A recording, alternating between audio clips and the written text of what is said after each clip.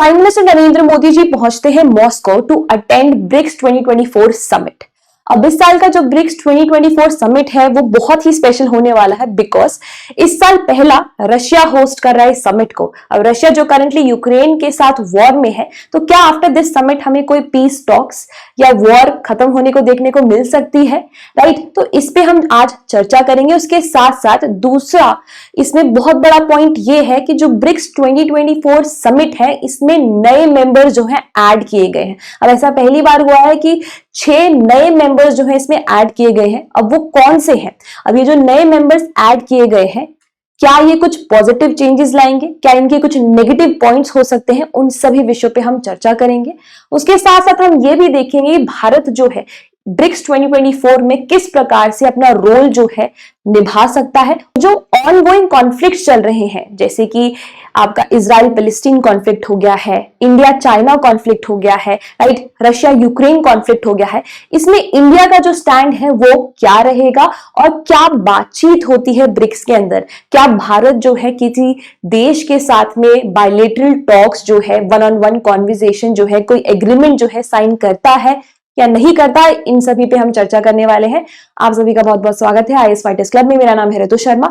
तो चलिए स्टार्ट करते हैं। ओरिजिनल मेंबर जो है ब्रिक्स के आप सभी जानते हैं, राइट, वो है Brazil, Russia, India, right, China and South Africa. तो ये सारे ओरिजिनल मेंबर्स हैं, right, these are the founder members of BRICS. But पिछले साल जो है नए मेंबर्स इसमें ऐड किए गए थे। अब ये जो समिट है वो कहां पे हो रहा है? रशिया के अंदर। आप देखोगे कजान करके जगह है, राइट, बिल्कुल मॉस्को के पास में है, और यहीं पे समिट जो है होने वाला है।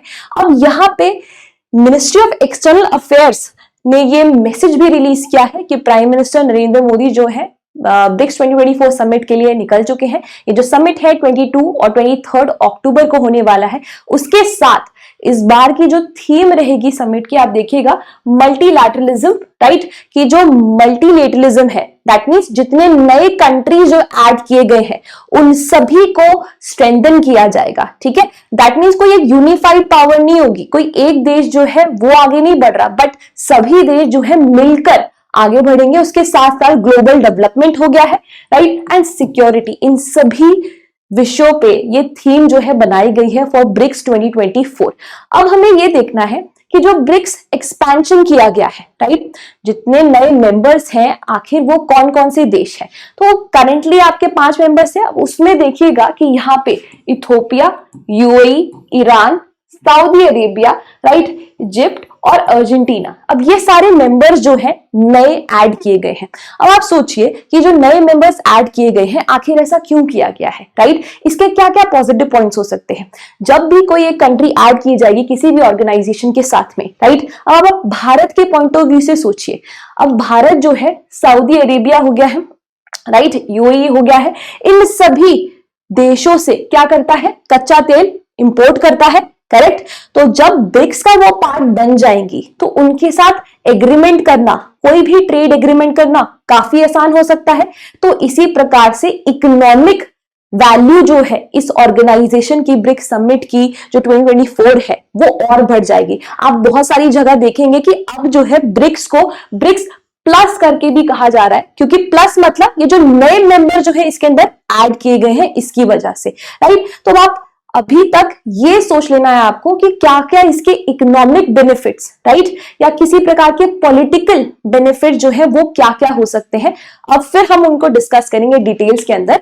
अब देखिएगा यहाँ पे ब्रिक्स एक्सपेंशन आपने देखा, ये आपके करंट मेंबर्स है, राइट, ये आपके नए मेंबर्स है, Argentina, Egypt, Ethiopia, Iran, Saudi Arabia और यूएई। अब यहाँ पे ना ये कंट्री जो आप देख रहे हो, राइट, सो जो आपकी मिडिल ईस्टर्न कंट्रीज हैं ये major crude oil producing countries हैं। दैट मींस जितना भी मेजर पूरे विश्व के अंदर क्रूड ऑयल बन रहा है वो कहां पे आ गया है? अब ब्रिक्स के अंदर आ गया है, राइट। सो नेक्स्ट यहां पे आप देखिएगा ब्रिक्स का जो एक्सपेंशन किया गया है, अब इसके क्या क्या पॉजिटिव पॉइंट्स हैं, क्या क्या पॉजिटिव पॉइंट हो सकते हैं, जैसे मैंने आपको बोला कि इस पे ना इकोनॉमिक इन्फ्लुएंस जो है बहुत बड़ा रहेगा, क्योंकि अब जब ये नए मेंबर्स ऐड किए गए हैं उससे पॉपुलेशन जो हो गई है ना विश्व की, ब्रिक्स के अंदर ही केवल 50% पॉपुलेशन आती है, राइट। तो दैट मीन्स मान लीजिए अगर ब्रिक्स के अंदर कोई भी नया एग्रीमेंट साइन किया गया है, कोई नई मान लेते हैं कोई ऐप लॉन्च की गई है, कुछ भी किया गया है, और वो सीधा इम्पैक्ट जो है ये 50% पॉपुलेशन पे पड़ेगा। दूसरा कि ग्लोबल ट्रेड, ठीक है, कोई भी एक देश है दूसरे देश से जो है कोई ट्रेड एग्रीमेंट हो गया है, कोई सभी देश मिलकर एक ट्रेड एग्रीमेंट साइन करना चाहते हैं, या फिर एक फ्री ट्रेड एग्रीमेंट जो है ब्रिक्स नेशन के लिए लाना चाहते हैं, ठीक है, तो वो सभी अंडर दिस 40% ग्लोबल ट्रेड हो गई, राइट। उसके बाद आप देखिएगा क्रूड ऑयल और एक्सपोर्ट्स में जो है काफी ज्यादा बेनिफिट होगा। जैसा कि मैंने बोला major crude oil producing country जो है ब्रिक्स के अंदर आती है, राइट। तो अब इंडिया जैसी कंट्री जो मोस्टली कच्चा तेल क्या है इंपोर्ट करती है, उसको बहुत आसानी होगी to have the agreements, to have the bilateral talks also. अभी जैसे प्राइम मिनिस्टर नरेंद्र मोदी जी जो है मॉस्को में गए हैं, तो अब बहुत आसानी होगी किसी भी कंट्री के साथ बायलैटरल टॉक्स करना भी under this summit. So next we will see कि यहाँ पे इंप्लीकेशन के अंदर ये भी आता है कि ये जो पूरी ब्रिक्स ऑर्गेनाइजेशन बनाई गई है, आपने बहुत बार सुना होगा कि इसे एक एंटी वेस्टर्न ऑर्गेनाइजेशन भी कहा जाता है, बट इंडिया ने इसे एक नया टर्म दिया है, ये एंटी वेस्टर्न नहीं है, ये एक नॉन वेस्टर्न ऑर्गेनाइजेशन है, ठीक है। बट रशिया और चाइना का ये जो एक्सपेंशन करने का मकसद है वो क्या है, बिकॉज वो चाहते हैं कि जो जैसे यूएसए बेस्ड ऑर्गेनाइजेशन G7 है, उससे भी एक स्ट्रॉन्ग ऑर्गेनाइजेशन बनाई जाए, और जो वेस्टर्न पावर है उसका जो डोमिनेंस है पूरे विश्व के ऊपर उसको कम किया जाए। तो ये ऑर्गेनाइजेशन का एक्सपेंशन करने का मकसद यही है, राइट, कि जो वेस्टर्न डोमिनेंस है उसको कम से कम जो है किया जाए। तो यहाँ पे आप देख सकते हो। दूसरा ना, यहाँ पे हम डी डॉलराइजेशन के बारे में आगे पढ़ेंगे, क्योंकि उसका क्या पॉइंट ऑफ व्यू है, क्या रशिया और चाइना का एंगल है, व्हाट इज डी डॉलराइजेशन, उसको मैं अभी आपको बताऊंगी। पहले आते हैं कि यहाँ पे हमने पॉजिटिव पॉइंट दे दिए, पॉजिटिव पॉइंट देख लिए हैं कि क्या है, इकोनॉमिक इन्फ्लुएंस बढ़ेगा, वेस्टर्न डोमिनेंस जो है उसको हम कम कर सकते हैं, वेस्टर्न हिगेमोनी जो है उसको हम कर सकते हैं। तो अब बात करते हैं कुछ चैलेंजेस की। अब आप देखिए, आपने एक बिजनेस जो है सेटअप किया है, ठीक है, अब आप उसके खुद ही सीईओ को फाउंडर भी आप हो, एवरी एम्प्लॉय भी आप हो, राइट। तो आपका छोटा सा जो है मिनी बिजनेस आपने शुरू किया है, बट अब आप एक्सपैंड करना चाहते हो, तो आपने क्या किया, आपने लोगों को बुलाया, ठीक है, आपने कुछ एम्प्लॉयज रखे, अपना एक को फाउंडर भी रख लिया।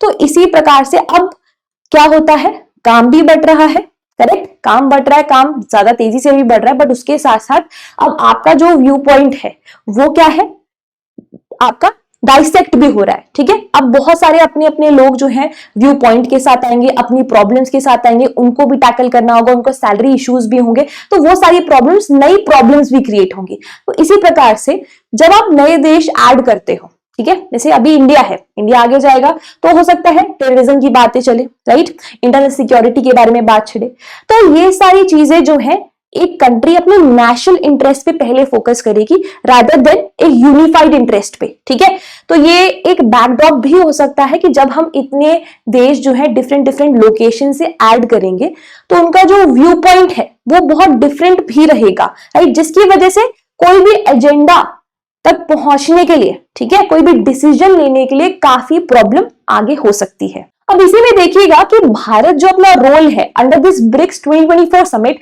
आखिर कैसे और स्ट्रेंथन कर सकता है, क्या क्या बातचीत कर सकता है, किस फ्रंट पे जो है इंडिया को ब्रिक्स 2024 समिट को एड्रेस करना चाहिए। तो ऑब्वियसली पहला जो है यहाँ पे आता है कि इंडिया जो है फाउंडिंग मेंबर है, ठीक है। अगर वो एक स्ट्रॉन्ग पॉइंट ऑफ व्यू रखेगा कि सभी देशों को जो है एक गाइडलाइंस और प्रिंसिपल्स को फॉलो करना है, ठीक है, ताकि हम एक यूनिफाइड एजेंडा तक पहुंच सके। उसी के बाद इंडिया जो है यहाँ पे किसी प्रकार के टेररिज्म हो गया है उसके अगेंस्ट में यहाँ पे बातचीत कर सकता है। उसके बाद countries with active dispute should also be avoided for new membership, right. तो अगर किसी का कोई एक्टिव डिस्प्यूट चल रहा है, राइट, उसको न्यू मेंबरशिप में अभी ना लेके आया जाए। तो इस प्रकार की चीजें अगर ध्यान रखी जाएंगी तो यूनिफाइड एजेंडा पे काम किया जा सकता है।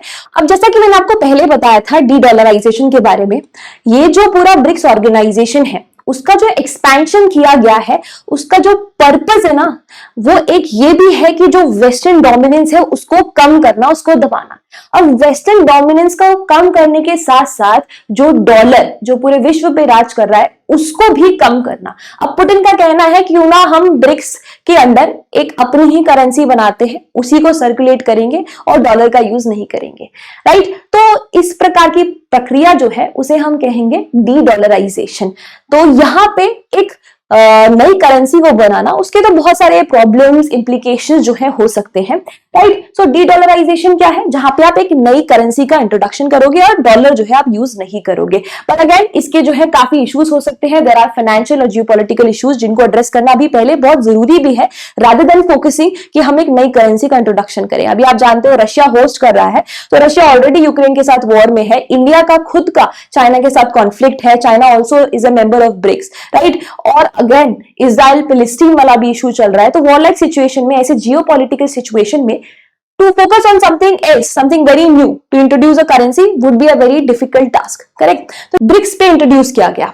अभी जो आपका समिट होने वाला है उससे एक दिन पहले, दैट मीन्स टुडे, एक बिजनेस फोरम हुआ है जिसमें व्लादिमीर पुतिन जो है उन्होंने कहा हम ब्रिक्स पे लेके आते हैं। अब ये ब्रिक्स पे क्या है, जैसे गूगल पे है ट्रांजैक्शन के लिए आप सभी लोग यूज करते हैं, ऐसे ही इंटरनेशनल ट्रांजैक्शन के लिए जितने भी मेंबर कंट्रीज हैं उस ब्रिक्स पे का इस्तेमाल करेंगे, राइट।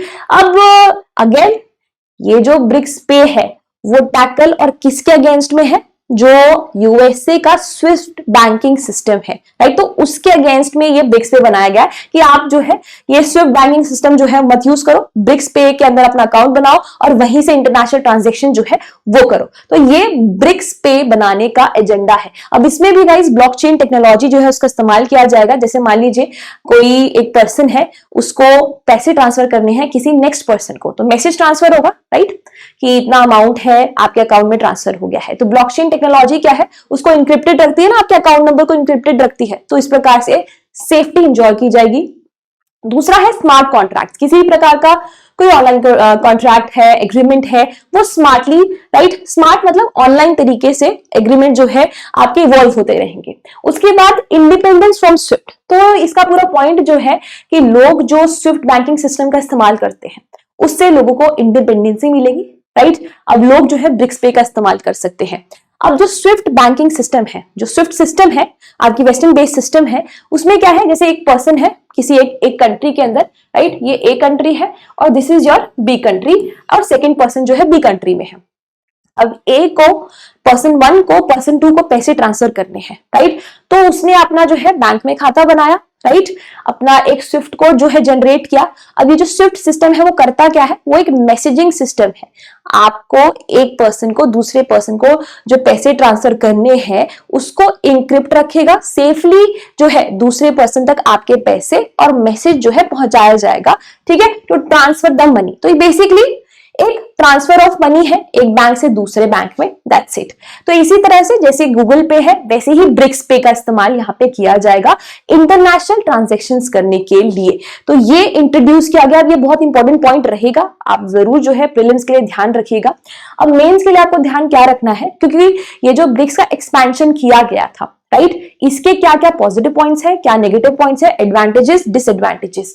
अब यहाँ पे अपॉर्चुनिटीज की बात करें कि ये जो ब्रिक्स 2024 समिट है वो किस प्रकार की अपॉर्चुनिटीज जो है भारत के लिए और बाकी विश्व के देश जो इसमें शामिल हैं, क्या क्या अपॉर्चुनिटीज हो सकती हैं, क्या क्या हम देखने को यहाँ पे देखने वाले हैं। जैसे फर्स्ट हो गया है एआई पे बात की जाएगी, स्पेस टेक्नोलॉजी हो गया, इंफ्रास्ट्रक्चर हो गया है, डेफिनेटली टेररिज्म, इंटरनेशनल सिक्योरिटी हो गया है, development, crude oil export, right, उनके प्राइसिंग, इन सभी पे बातचीत जो है देखने को मिलेगी। उसके साथ साथ अगेन एनर्जी और ट्रेड, जैसा कि मैंने आपको अभी बताया, एनर्जी, क्योंकि यहाँ पे अब आ गई है major crude oil producing countries इसके अंदर। तो एनर्जी, कैसे जो है क्रूड ऑयल प्राइसेस मेंटेन किए जा सकते हैं, कैसे उनका एक्सपोर्ट किया जा सकता है, इन सभी पे जो है चर्चा की जाएगी अंडर द ब्रिक्स 2024 समिट। जैसा कि आप जानते हो ब्रिक्स 2024 में अब मेजर ट्रिलियन डॉलर इकोनॉमीज शामिल हैं, जिसमें चाइना है, इंडिया है, Russia, Brazil, Saudi Arabia, Egypt. आप सभी देखो ये सभी देश जो है मेजर ट्रिलियन डॉलर इकोनॉमीज है, राइट। तो अराउंड 40% ऑफ जीडीपी जो है पूरे विश्व का अब ये ब्रिक्स के अंदर आता है, राइट। सो ये याद रखिएगा, लगभग 11 ही कंट्रीज हैं और 40% जीडीपी केवल ब्रिक्स के अंदर आता है, राइट। सो यहाँ पे कहीं ना कहीं क्या है, एक ट्रेड जो पूरी है 40% विश्व की ट्रेड जो है सीधा रेगुलेट कौन करेगा, ब्रिक्स, राइट, ब्रिक्स के अंदर आ रही है।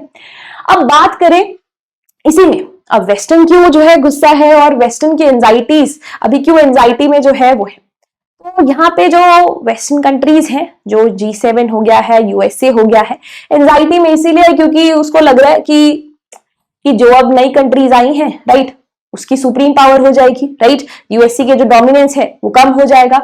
उसका कहना ये भी है कि नई कंट्रीज जो आप इंट्रोड्यूस कर रहे हो ये और जो है दरारें लेके आएगा देशों के बीच में, right. So again western anxieties में इसीलिए है।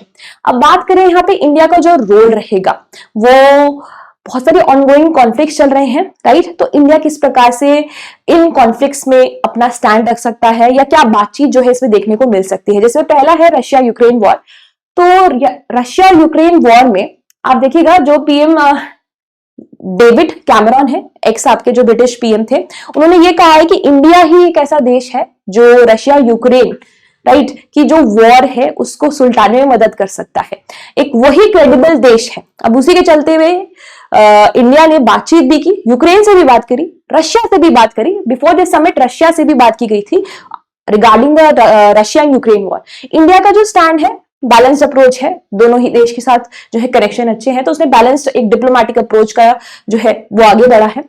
और बात करें यहाँ पे आप देखोगे कि व्लादिमीर पुतिन ने क्या बोला कि हम अप्रिशिएट करते हैं आपका कंसर्न जो है, बट अभी कोई टाइमलाइन नहीं है कि ये जो वॉर कब खत्म होने वाली है। इसी के साथ साथ आप देखोगे इंडिया और चाइना भी आने वाला है, इंडिया भी जो है वहां पे पहुंच चुका है, तो क्या हमें बायलैटरल टॉक्स देखने को मिल सकती हैं, क्या किसी प्रकार की कोई डेवलपमेंट देखने को मिल सकती है रिलेशंस के अंदर। तो न्यूज में अभी फिलहाल ये चल रहा है कि करंटली कुछ बातचीत जो है इंडिया चाइना के बीच में की गई है, जिसकी वजह से बॉर्डर के ऊपर, राइट, आपके जो ट्रूप्स थे, जितने भी सेना तैनात थे, राइट, इंडिया की तरफ से भी और चाइना की तरफ से, दोनों की तरफ से वो है डिसएंगेज कर रहे हैं वापस, मतलब अपने सैनिकों को जो है पीछे बुला रहे हैं। तो ये डेवलपमेंट अभी जो है बॉर्डर पे देखने को मिली है। अब इसी में आगे देखते हैं, एक एमसीक्यू पे आते हैं। सो यहाँ पे एमसीक्यू आपका क्या है, ये आपका प्रैक्टिस एमसीक्यू है और कमेंट में आपको बताना है कि यहाँ पे इसका करेक्ट आंसर क्या होगा। तो फर्स्ट यहाँ पे ब्रिक्स एक इकोनॉमिक ग्रुप है, राइट, जिसमें ये फाउंडिंग मेंबर्स है। ब्रिक्स 2023 में एक्सपेंशन किया गया था। ब्रिक्स प्लस जो है उसमें 5 नए मेंबर जो है ऐड किए गए हैं। काफी सिंपल क्वेश्चन है, बट हाँ वेरी इंपॉर्टेंट क्वेश्चन ऑल्सो। तो ये आप ध्यान रखिएगा, कमेंट करके आपको बताना है कि इसका सही जवाब क्या होगा। जो भी सही कमेंट करेगा मैं उसको जो है लाइक यहाँ पे कर दूंगी। अब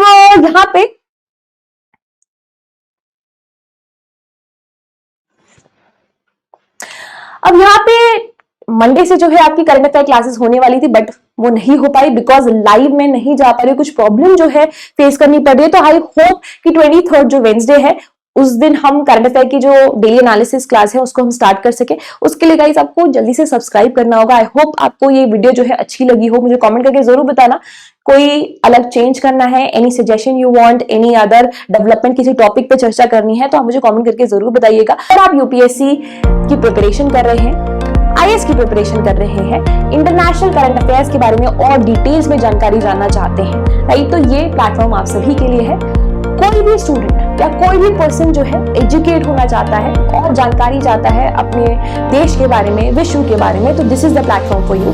सो don't forget to subscribe to the channel. Thank you for watching. Welcome to IAS fighters club. Thank you.